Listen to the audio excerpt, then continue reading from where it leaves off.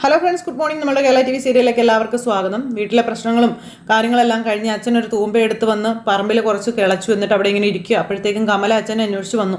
കമല വന്നപ്പോൾ അച്ഛൻ ഇങ്ങനെ വിഷമിച്ച് മടുത്ത് അവിടെ ഇരിക്കുന്നതാണ് കാണുന്നത്. മാഷെന്താ ഇവിടെ വന്നിരിക്കുന്നതെന്ന് ചോദിച്ചു. വീട്ടിൽ നടന്നതൊക്കെ നീ കണ്ടതല്ലേ കമലേ എന്ന് അദ്ദേഹം ചോദിക്കുമ്പം ഒരു പ്രശ്നം ഉണ്ടാക്കാൻ കിട്ടിയ അവസരം നന്നായി വിനിയോഗിക്കുന്ന രീതിയിലായിരുന്നു നന്ദിനിയുടെ പെരുമാറ്റം എന്ന് കമല പറയുക. അപ്പം അത് എപ്പോഴാണ് അങ്ങനെ ഇല്ലാണ്ടായിട്ടുള്ളത്? അന്ന് എനിക്ക് തോന്നുന്നില്ലേന്ന് ചോദിച്ചു അച്ഛൻ. അന്നേരം ഇത്രയും കാലം ശ്രീജയുമായിട്ട് അവൾക്ക് വഴക്കുണ്ടായിരുന്നില്ല. എപ്പോഴും വേദയോട് മാത്രമേ എന്തെങ്കിലും പറയുകയും അല്ലെങ്കിൽ കാണിക്കുകയും ഒക്കെ ചെയ്യുന്നത് ഞാൻ കണ്ടിട്ടുള്ളൂ. ഇപ്പോൾ ശ്രീജയാണ് വള മോഷ്ടിച്ചതെന്ന് അവൾക്ക് സ്ഥാപിച്ചെടുക്കണം എന്നുള്ളൊരു വാശി പോലെ ഉണ്ട് എന്ന കാര്യമൊക്കെ ഇങ്ങനെ പറയുമ്പം അതിനൊക്കെ കാരണമുണ്ട് കമല എന്ന് മാഷു പറയൂ കേട്ടോ. ഇത്രയും കാലം ശ്രീജ അവളുടെ താഴെ ആയിരുന്നെന്നും ഒരു പണിക്കും പോകാതെ വീട്ടിൽ കുത്തിയിരിക്കുന്ന ഒരു വേറൊരാൾ, അവളോ വല്ലപ്പോഴും ഒരിക്കൽ ചെലവിന് വേണ്ടി 500 1000 അമ്മയുടെ കയ്യിൽ വെച്ച് കൊടുക്കുന്ന സമ്പന്നനായ മകൻ്റെ കെട്ടിയോളും. അവൾക്ക് മുന്നിലേ ശ്രീജ ആ വീട്ടിലെ വെറും വേലക്കാരി മാത്രമായിരുന്നു എന്ന കാര്യം പറയുക. ആ ഒരു സ്ഥിതിയിൽ നിന്നൊക്കെ ശ്രീജ ഇപ്പോൾ ഒരുപാട് മാറിയില്ലേ. ചെറുതെങ്കിലും സ്വന്തമായൊരു ബിസിനസ് ആ കുട്ടി ആരംഭിച്ചില്ലേ. അത് വിജയിപ്പിക്കാൻ വിശ്വൻ കിടന്ന് കഷ്ടപ്പെടാൻ തുടങ്ങിയില്ലേ. അതുമാത്രമല്ല അതിൻ്റെ ഫലവും എല്ലാം കിട്ടിത്തുടങ്ങിയില്ലേ. അപ്പോൾ അത് എങ്ങനെയെങ്കിലും അവസാനിപ്പിച്ചേ അവൾക്ക് മതിയാകൂ. അതിന് വേണ്ടിയിട്ടുള്ള നാടകം അവൾ ഈ കാണിക്കുന്നെന്ന് പറയുമ്പം നമുക്ക് നന്ദിനിയുടെ അലമാരി ഒന്ന് പരിശോധിച്ചാലോ മാഷേ എന്ന് കമല ചോദിക്കുമ്പം മാഷ് ഇങ്ങനെ നോക്കുക. എനിക്ക് ബലമായ സംശയം അത് അവളുടെ കയ്യിൽ തന്നെ ഉണ്ടെന്നുള്ളതാണെന്ന് പറയുമ്പോൾ മാഷു ഇങ്ങനെ ഇരുന്ന് ആലോചിക്കുക കേട്ടോ. അത് ഇല്ല എന്ന് തെളിയിക്കാൻ വേണ്ടിയിട്ടാണ് അവൾ കിടന്ന് പരിശോധിച്ചോളാൻ ആവശ്യപ്പെട്ടതെന്നും കമല പറയുന്നു. അപ്പം ഞാനും അത് വിചാരിക്കാതെ ഇല്ല. പക്ഷേ എല്ലാവരുടെയും മുന്നിൽ വെച്ച് അപഹാസ്യമാകാൻ പോകുന്നത് ശ്രീജ ആണെങ്കിലോ? അപ്പം മാഷ് എന്താ ഈ പറയുന്നത്? ശ്രീജ ഒരിക്കലും അത് ചെയ്യില്ല, അതെനിക്ക് ഉറപ്പാണെന്ന് കമല പറയുമ്പം അക്കാര്യത്തിൽ എനിക്കും 100% ഉറപ്പ് തന്നെയാണ് കമല. പക്ഷേ അത്ര ഉറപ്പോടെ അവൾ സ്വന്തം അലമാര പരിശോധിച്ചോളാൻ പറയുകയും ഒപ്പം മറ്റുള്ളവരുടെ പരിശോധിക്കണം എന്ന് പറഞ്ഞതിൽ അല്ലെങ്കിൽ വാശി പിടിച്ചതിൽ എനിക്ക് സംശയം എന്ന് പറയുമ്പം അവളത് എവിടെയെങ്കിലും മാറ്റി വെച്ചിട്ടുണ്ടാവും എന്നുള്ളതാണ് എന്നാണോ മാഷ് ഉദ്ദേശിക്കുന്നത് ചോദിക്കുമ്പോൾ അങ്ങനെയാണെങ്കിലോ എന്ന് മാഷ് ചോദിച്ചു. അപ്പോൾ ശ്രീജയെ മനഃപൂർവ്വം കുറ്റക്കാരിയാക്കാൻ വേണ്ടിയിട്ടാണോ എന്ന് ചോദിക്കുമ്പം സ്വയം പിടിച്ചു നിൽക്കാൻ ആരെങ്കിലും കുറ്റക്കാരിയാക്കിയല്ലേ പറ്റുള്ളൂ എന്ന് മാഷ് അന്നേരം കമലയോട് ചോദിക്കുക. ഒന്നെങ്കിൽ ശ്രീജയെ അല്ലെങ്കിൽ വേദയെ. അതുമല്ല എന്നുണ്ടെങ്കിൽ അത് കണ്ടെടുക്കുന്നത് നിന്റെ അലമാരിൽ നിന്നോ അല്ലെങ്കിൽ തലേണക്കടിയിൽ നിന്നോ ആണെങ്കിലോ എന്ന് മാഷ് കമലയോട് ചോദിക്കുക. കൊടുക്കാനുള്ള മടിക്ക് നീ കാണാനില്ല എന്ന് വരുത്തി തീർത്തതാണെന്ന് അവൾ പറഞ്ഞുണ്ടാക്കിയാലോ? അത്രയ്ക്കൊക്കെ വളർന്ന് ചിന്തിക്കുമോ കുട്ടി മാഷെ? ഇത്തരം കാര്യങ്ങളിൽ ഏറ്റവും കൂടുതൽ വളഞ്ഞ് ചിന്തിക്കുന്നവനാണ് നമ്മുടെ രണ്ടാമത്തെ മകൻ. അവൻ്റെ ഭാര്യയായി അവൾ ജീവിക്കാൻ തുടങ്ങിയിട്ടേ കാലം കുറച്ചായതല്ലേ. നിസാര പരിശീലനമൊന്നും അല്ലല്ലോ കിട്ടിയിരിക്കുന്നത്. അപ്പം നീ ശ്രദ്ധിച്ചായിരുന്നോ എന്ന് എനിക്കറിയത്തില്ല. വള കാണാനില്ല എന്ന് നീ പറഞ്ഞ സമയത്ത് അവിടെ ഉണ്ടായിരുന്ന നന്ദിനി അകത്തേക്ക് ഓടിപ്പോയി. ആണോ? അത് ഞാൻ ശ്രദ്ധിച്ചില്ല മാഷേ. അതിനുശേഷം അതിനെക്കുറിച്ച് നമ്മൾ സംസാരിച്ചുകൊണ്ടിരിക്കുമ്പോഴാണ് അവൾ തിരിച്ചു വന്നത്. വന്ന ഉടനെ അവൾ അത് ചെയ്തിട്ടില്ല എന്ന് സ്ഥാപിക്കാനാണ് അവൾ ശ്രമിച്ചുകൊണ്ടിരുന്നത്. നമ്മൾ ആരെങ്കിലും അവളാണ് അത് എടുത്തതെന്ന് ആരോപിച്ചായിരുന്നോ? ഇല്ലല്ലോ. നമ്മൾ എന്തെങ്കിലും പറഞ്ഞായിരുന്നോ? ഇല്ലല്ലോ. അപ്പോഴേക്കും സ്വന്തം ഭാഗം ന്യായീകരിക്കാൻ വേണ്ടിയിട്ടാണ് അവൾ ശ്രമിച്ചുകൊണ്ടിരുന്നത്. അവൾ കാട്ടിക്കൂട്ടിയത് അത്രയും അതിനാ. ഇത്രയും കാലം വല്ലപ്പോഴും എന്തെങ്കിലും പറഞ്ഞുള്ള വഴക്കും വക്കാണവും മാത്രമേ ഉണ്ടായിരുന്നുള്ളൂ. ഇതിപ്പോൾ സ്ഥിരം ഇത് തന്നെ ആയിക്കൊണ്ടിരിക്കുകയാണെന്ന് മാഷു പറയുവാണ്. അപ്പോൾ ഇത് വേദ വരട്ടെ, വേദ വന്നു കഴിയുമ്പോൾ ഇതിനൊരു തീരുമാനം ഉണ്ടാക്കുമെന്ന് കമല അന്നേരം മാഷിനോട് പറഞ്ഞു. 2.5 പവൻ്റെ വളയാം. ഇപ്പോഴത്തെ നിലയിലേ 2.25 ലക്ഷത്തിന് മേലേ മതിപ്പുള്ള സാധനം. നീ കുറച്ച് കഴിഞ്ഞ് ഇത്തിരി കഞ്ഞിവെള്ളമായിട്ട് വാ, ഞാൻ എന്തായാലും തോട്ടത്തിലേക്ക് പോവുകയാണെന്ന് പറഞ്ഞ് മാഷ് അവിടെ നിന്ന് പോയി. ഈ സമയത്ത് കമല അവിടെ ഇങ്ങനെ നിൽക്കുക കേട്ടോ. പുറത്ത് പോയിട്ട് വേദയും വിക്രവും കൂടി കയറി വന്നു. അവർ കയറി വന്നപ്പോൾ അവിടെ ജോലിയും കാര്യങ്ങളൊക്കെ ചെയ്തുകൊണ്ടിരിക്കുന്ന അച്ഛമ്മയും ജോലിക്കാരിയും ശ്രീജയുണ്ട്. അപ്പോഴത്തേക്കും നമ്മുടെ വേദ കയറി അങ്ങോട്ടേക്ക് ചെന്നു. ഇതെന്താ ഇവിടെ പണിയൊന്നും നടക്കാത്തതെന്ന് ചോദിച്ചു. ഇവിടെ ഞങ്ങളെല്ലാവരും നല്ല രീതിയിൽ ജോലി ചെയ്തുകൊണ്ടിരിക്കുകയായിരുന്നു. അപ്പോഴത്തേക്ക് ആ നന്ദിനി എല്ലാം കുളമാക്കി ബഹളം വെച്ചെന്ന് പറഞ്ഞു. എന്തു പറ്റി അച്ഛമ്മയെന്ന് ചോദിച്ചു വേദ. വിശ്വം അച്ഛനോട് കുറച്ച് പൈസ കടം ചോദിച്ചു. കയ്യിൽ കാശായിട്ടില്ലാത്തത് കൊണ്ട് കമലയുടെ ഒരു വള ഇരിപ്പുണ്ട്, അതെടുത്ത് പണയം വെച്ചോളാൻ സുധാകരൻ പറഞ്ഞു. കമല നോക്കിയപ്പോൾ വള കാണാനില്ല. അതിൻ്റെ പേരിൽ ചോദിച്ചപ്പോൾ നന്ദിനി അവിടെ കിടന്നുണ്ടാക്കിയ ഭൂകമ്പങ്ങൾ മുഴുവൻ അച്ഛമ്മ പറയുവാണ്. അപ്പോൾ അങ്ങനെ അച്ഛമ്മ അതെല്ലാം പറയാം. അപ്പോൾ ഇതിന് വന്നു കയറിയതല്ലേ, ഇതിന് ശമ്പളം അങ്ങനെ എന്തെങ്കിലുമൊക്കെ കൊടുക്കണ്ടേ എന്നൊക്കെ ഇങ്ങനെ അച്ഛമ്മ ഇങ്ങനെ പറയുക കേട്ടോ. അന്നേരം അത് കാര്യമാക്കണ്ട അച്ഛമ്മേ, ഞാൻ ജോലി ചെയ്തിരുന്ന സാമീസ് ബേക്കറി തന്നെ ഇപ്പോൾ 2 ആയില്ലേ. ഗോപിച്ചേട്ടൻ നടത്തിയിരുന്നപ്പോൾ 2 മക്കളും പുള്ളിക്കാരനും കൂടി നന്നായിട്ട് കൊണ്ടുപോയിക്കൊണ്ടിരുന്നതാണെന്നൊക്കെ ആ ചേച്ചി ഇങ്ങനെ പറയുക കേട്ടോ. മക്കളുടെ കല്യാണം കഴിഞ്ഞപ്പോൾ മരുമക്കൾ അതിനകത്ത് കയറി ഇടപെടാൻ തുടങ്ങി. അടിയായി. 1 ആയി നിന്നത് 2 ആയി. പിന്നെ എനിക്ക് മാസത്തെ ശമ്പളം തന്നാലും മതി എന്നൊക്കെ പറയാം. അപ്പോൾ എന്തായാലും ഇത് പൊളിക്കാൻ വേണ്ടിയിട്ടുള്ള പരിപാടിയാണ് ആ നന്ദിനി കിടന്ന് കാട്ടിക്കൂട്ടുന്നത്. എന്നിട്ട് അവൾക്ക് ഇത് പൊളിഞ്ഞു എന്ന് നാട് നീളെ പാടി നടക്കണം. അങ്ങനെ ആ ഒരു ഇതെല്ലാം പറഞ്ഞ് അച്ഛമ്മ ഇങ്ങനെ പറയാം, എല്ലാം ഒന്ന് കൃത്യമായിട്ട് എഴുതി വെക്കണം, ഇവിടെ നടക്കുന്ന കാര്യങ്ങളൊക്കെ, അതായത് കച്ചവടത്തിൻ്റെയും അതുപോലെ തന്നെ ഉണ്ടാക്കുന്ന പലഹാരങ്ങളുടെയൊക്കെ കാര്യങ്ങൾ. എന്നാൽ അച്ഛമ്മ ഇങ്ങനെ വേദയോട് പറഞ്ഞു ശരിയെന്നും പറഞ്ഞു വേദ അവിടെ നിന്ന് പോയി. അച്ഛമ്മ അവിടെ ജോലി ചെയ്യുന്നു. ഈ സമയത്ത് വേദ നേരെ വിക്രത്തിൻ്റെ അടുത്തേക്ക് ചെന്നു. അപ്പോൾ ശ്രീജ അവിടെ ഇരുന്ന് കരയുക കേട്ടോ. ഒരു ഉളുപ്പും ഇല്ലാതെ നന്ദിനി അടുക്കളയിൽ ഉണ്ടാക്കി വെച്ചിരിക്കുന്നതിനൊക്കെ രുചി നോക്കലും ഭയങ്കര പാചകവും കാര്യങ്ങളുമാണ്. അപ്പോൾ എന്ത് ശ്രീജ എടുത്തിയെന്ന് ചോദിച്ചു. ശ്രീജ ഇരുന്ന് കരയുന്നത് കണ്ട് വേദ അപ്പം എന്തു പറ്റി, എന്തിനാ ഇങ്ങനെ വിഷമിച്ചിരിക്കുന്നതെന്ന് ചോദിച്ചു. ഇവിടെ ഇത് ആദ്യമായിട്ടൊന്നും അല്ലല്ലോ സംഭവിക്കുന്നത്. അമ്മ പറഞ്ഞതുപോലെ വള മിസ്സായിട്ടുണ്ടെങ്കിൽ അത് ആരോ എടുത്തിട്ടുണ്ട്, അതൊന്ന് ചോദ്യം ചെയ്താൽ തെളിയിക്കാവുന്നതല്ലേ ഉള്ളൂ എന്ന് വേദ ചോദിക്കുമ്പം സംശയിക്കാണെങ്കിൽ എല്ലാവരെയും സംശയിക്കാമല്ലോ, വേണമെങ്കിൽ വേദയും സംശയിക്കാമല്ലോ എന്നും പറഞ്ഞുകൊണ്ട് നന്ദിനി വരുമ്പം ഇല്ലെന്ന് ഞാൻ പറഞ്ഞില്ലല്ലോ, നമുക്കൊരു കാര്യം ചെയ്യാം, പോലീസിലൊരു പരാതി കൊടുക്കാമെന്ന് പറഞ്ഞു. അപ്പോഴത്തേക്കും ഈ വിനായകൻ പോലീസിലോ എന്നും ചോദിച്ചു വന്നു. അതല്ലേ വിനായകൻ ചേട്ടാ ശരിക്കും നല്ലത്, വെറുതെ എല്ലാവരെയും സംശയദൃഷ്ടിയിൽ നിർത്തേണ്ട കാര്യമൊന്നുമില്ലല്ലോ. അപ്പോൾ പോലീസിൻ്റെ കാര്യമൊന്നുമില്ല വേദ, അമ്മയുടെ കാര്യമല്ലേ, എവിടെയെങ്കിലും മറന്നു വെച്ചിട്ടുണ്ടാകും, 1-2 ദിവസം കഴിയുമ്പോൾ അത് കിട്ടുകയും ചെയ്യുമെന്ന് പറഞ്ഞു വിനായകൻ. അപ്പോൾ അതെങ്ങനെ വിനായകൻ ചേട്ടൻ ഉറപ്പിച്ച് പറയാൻ പറ്റുമോ എന്ന് ചോദിച്ചു വേദ. എടുത്തുകൊണ്ട് പോയവര് 3 ദിവസം കഴിഞ്ഞാൽ തിരിച്ചെത്തിക്കുമെന്ന് വിനായകൻ ചേട്ടനോട് പറഞ്ഞിട്ടുണ്ടോ എന്ന് വേദ ചോദിച്ചു. എടീ മതി അങ്ങ് നിർത്താൻ പറഞ്ഞു നന്ദിനി അന്നേരം. നിന്റെ ചോദ്യം ചെയ്യലൊക്കെ അങ്ങ് കോടതിയിലും മതി, നീ കുടുംബത്തിൽ വക്കീൽ ചമയം നിൽക്കല്ലേ എന്ന് നന്ദിനി പറയുമ്പം അങ്ങനെ ചെയ്യുന്നത് കൊണ്ട് തെറ്റൊന്നുമില്ലല്ലോ നന്ദിനി അടുത്ത്, സത്യം അറിയാൻ വേണ്ടിയിട്ടല്ലേ എന്ന് ചോദിച്ചു വിക്രം. സത്യം അറിയാൻ വേണ്ടി ഞങ്ങളെ മാത്രം ചോദ്യം ചെയ്യുന്നതിലേ ഞങ്ങൾക്ക് തടസ്സമുള്ളൂ, അത് വിശ്വണ്ണ ശ്രീജേച്ചിയാണ് എടുത്തതെങ്കിലോ എന്ന് നന്ദിനി വീണ്ടും പറയുന്നു. ഈ വീട്ടിൽ ഞാൻ വന്നിട്ട് ഇത്രയും കൊല്ലമായില്ലേ, ഇതേവരെ ഞാൻ ഇങ്ങനെ ഒരു പേര് കേൾപ്പിച്ചിട്ടുണ്ടോ എന്ന് ശ്രീജ ചോദിക്കുമ്പം ആവശ്യം വരുമ്പോഴാണല്ലോ മനുഷ്യന്മാർ ഓരോന്നൊക്കെ ചെയ്ത് കൂട്ടുന്നതെന്ന് നന്ദിനി. അപ്പം നന്ദിനി നീ മിണ്ടാതിരിക്കാൻ പറഞ്ഞു വിനായകൻ. നിങ്ങൾ എൻ്റെ വായ അടപ്പിച്ചിട്ട് ഒരു കാര്യമില്ല മനുഷ്യ, നമ്മൾ 2 പേരെയും കുറ്റക്കാരാക്കാനായി ഇപ്പോൾ വക്കീലും വീട്ടുകാരും കൂടെ ശ്രമിച്ചുകൊണ്ടിരിക്കുന്നത്, അത് തിരിച്ചറിയാനുള്ള ബുദ്ധി പോലും ഇല്ലാണ്ടായി പോയല്ലോ നിങ്ങൾക്കൊന്നും പറഞ്ഞുകൊണ്ട് ഇങ്ങനെ നന്ദിനെ തുള്ളുമ്പം ആരെയും കുറ്റക്കാരാക്കാൻ വേണ്ടിയിട്ടൊന്നും അല്ല നന്ദിനെ അടുത്തി, സത്യം അറിയാൻ വേണ്ടിയിട്ടാണെന്ന് പറയുന്ന വേദയോട്.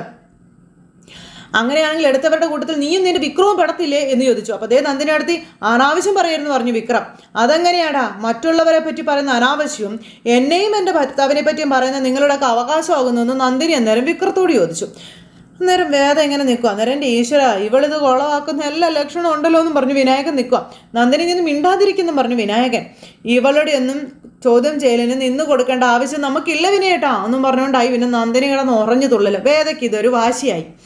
അപ്പം നീ ഒരു കാര്യം ചെയ്യൂ വക്കീലെ, എടി നീ മിണ്ടാതിരിക്കടി എന്ന് പറഞ്ഞു വിനായകൻ.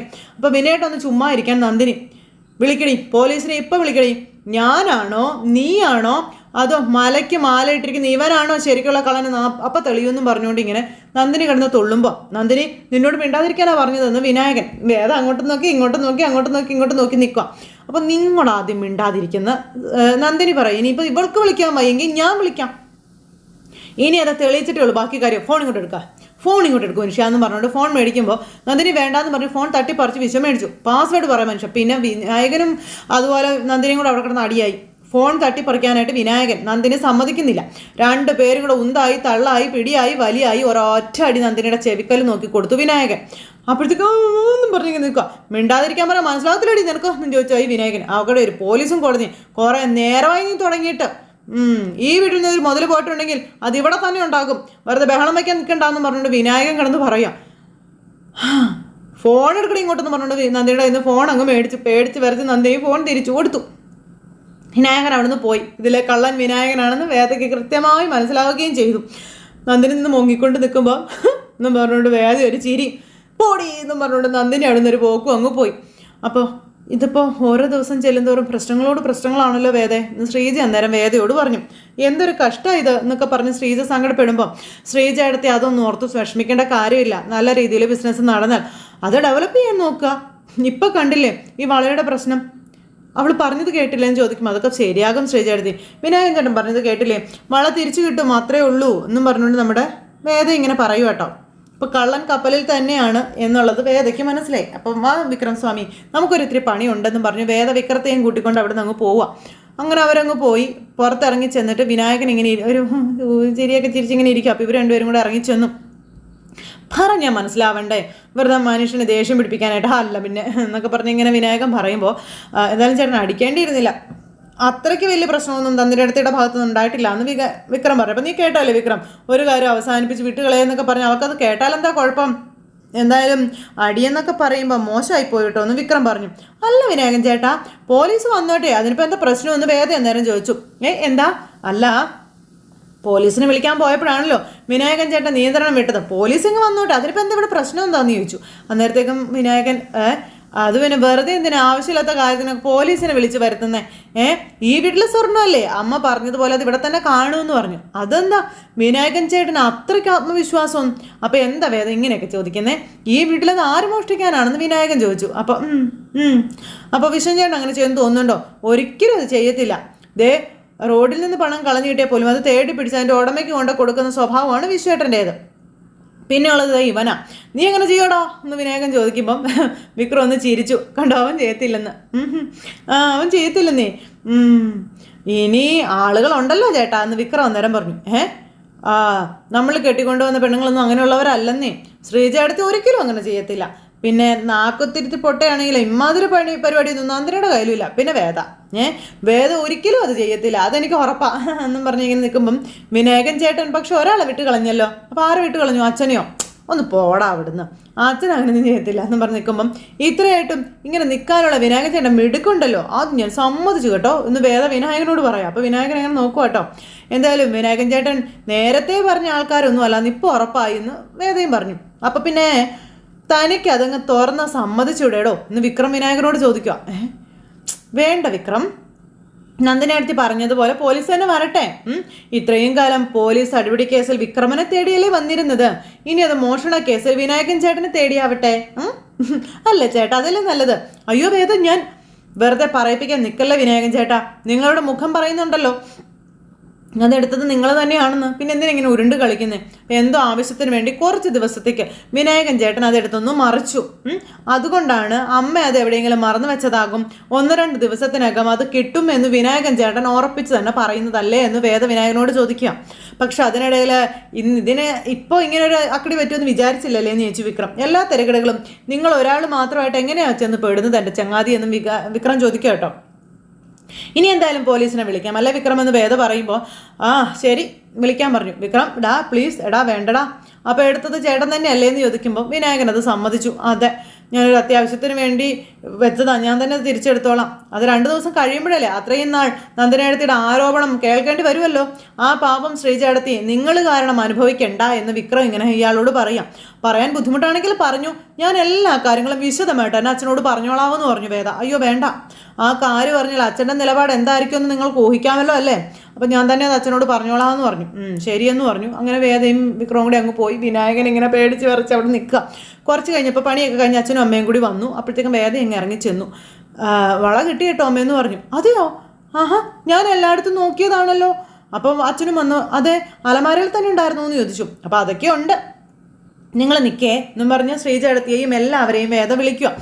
അപ്പോൾ നന്ദിനി അകത്ത് കയറി ഇരിക്കുക. അപ്പോൾ എല്ലാവരും വാ, അമ്മയുടെ വള കിട്ടി എന്നും പറഞ്ഞ് വേദ ഒച്ചത്തിൽ വിളിച്ചു പറഞ്ഞു. എങ്ങോട്ട് വാ ശ്രീചേടത്തി. അപ്പം നന്ദിനി ഇതിങ്ങനെ ചെവി വട്ടം പിടിച്ചിരുന്ന് കേൾക്കുമോ, വള കിട്ടിയോ? അപ്പം നന്ദിനി അങ്ങ് ചെല്ലു കേട്ടോ.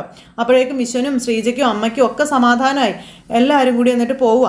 അപ്പം അമ്മ ഇരിക്കുന്നു പറഞ്ഞ് അമ്മയെ അവിടെ കൊണ്ട് നിർത്തി, അച്ഛനെയും കൊണ്ട് നിർത്തി, എല്ലാവരും വന്നു. ആ സമയത്ത് ആ വള എവിടെയാ മോളെ, എവിടുന്നാ കിട്ടിയേ എന്നൊക്കെ ഇങ്ങനെ ചോദിക്കുമ്പോൾ നന്ദിനി ഇറങ്ങി വന്നു.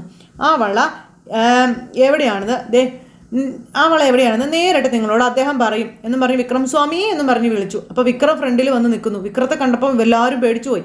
വിക്രമാണ് എടുത്തതെന്ന് ഓർത്തിട്ടെ പിന്നാലതേ വരുന്നു അടുത്ത മുതൽ. പറഞ്ഞോളാൻ പറഞ്ഞു. അന്നേരം എനിക്ക് കുറച്ച് പൈസയുടെ ആവശ്യം ഉണ്ടായിരുന്നു, അപ്പോൾ കാര്യം തെളിച്ച് പറയടാ എന്ന് അച്ഛൻ വിനായകനോട്. ഞാനും കൂട്ടുകാരും ചേർന്ന് ഒരു സ്ഥലം മേടിക്കാൻ പരിപാടി ഇട്ടായിരുന്നു, അഡ്വാൻസ് കൊടുത്തതായിരുന്നേ. ഇന്നലെ തീരെഴുതേണ്ട ദിവസമായിരുന്നു, പിന്നെ എൻ്റെ ഷെയർ മുഴുവനും തികഞ്ഞിട്ടുണ്ടായിരുന്നില്ല. അപ്പോൾ പറഞ്ഞിരുന്ന പണം കിട്ടാൻ ഇനിയും 2-3 ദിവസം എടുക്കും. അപ്പോൾ തൽക്കാലത്തെ ഒരു അഡ്ജസ്റ്റ്മെൻറ്റിന് വേണ്ടിയിട്ട് പറയടാന്ന് അച്ഛൻ. ഞാൻ അത് എടുത്ത് അച്ഛാ അത് പണയം വെച്ചെന്ന് പറഞ്ഞ് തീർന്നില്ല. കൂട്ടത്ത് അവൻ്റെ ചെവിക്കല്ല് തീർത്ത് ഒരൊറ്റ അടി. നന്ദിനി അയ്യോ എന്നും പറഞ്ഞു വായും പൊത്തി ഇങ്ങനെ നിൽക്കുക. പേടിച്ച് വിറച്ച് നന്ദിനി ഞെട്ടിപ്പോയി. ഇങ്ങനെ ഒരു ടെസ്റ്റ് നന്ദിനിയും പ്രതീക്ഷിച്ചതല്ല. അങ്ങനെ നമ്മുടെ അച്ഛൻ അടിച്ച് പൊട്ടിച്ച് ഇങ്ങനെ നിർത്തിയിരിക്കാം. നീ ഇപ്പോൾ പറഞ്ഞത് കൊല്ലു വെച്ച നുണയാണെന്ന് എനിക്ക് അറിയാടാന്ന് പറഞ്ഞപ്പം അല്ല അച്ഛാന്ന് പറഞ്ഞു. മിണ്ടിപ്പോകരുത്.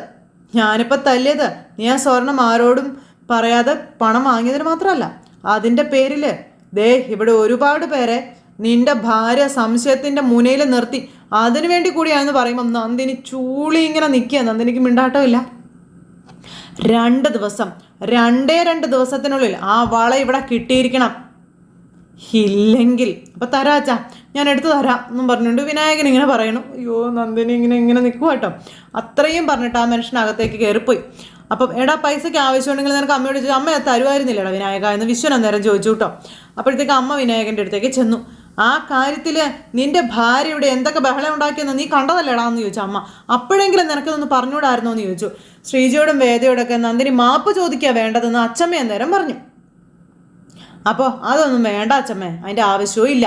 ഇനിയെങ്കിലും എന്തെങ്കിലും ഉണ്ടാകുമ്പോഴേക്കും അത് മറ്റുള്ളവരുടെ തലയിൽ എങ്ങനെ വെക്കാമെന്ന് ചിന്തിക്കാതിരുന്നാൽ മാത്രം മതി എന്ന് പറഞ്ഞ് നന്ദിനിക്ക് ഇതാക്കിയത് കൊടുത്തിട്ട് വേദം ഇങ്ങനെ നിൽക്കുമ്പോൾ എല്ലാവരുടെയും മുന്നിൽ തൊലി ഉരിഞ്ഞ് നമ്മുടെ നന്ദിനി അങ്ങോട്ടേക്ക് പോയി.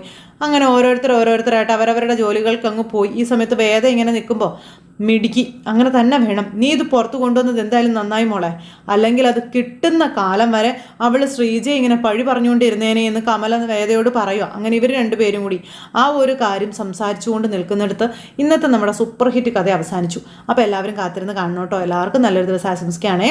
എല്ലാവരും തരുന്ന സപ്പോർട്ടിനും സ്നേഹത്തിനും ഒരുപാട് നന്ദി ഹൃദയത്തിൻ്റെ ഭാഷയിൽ അറിയിക്കുന്നു.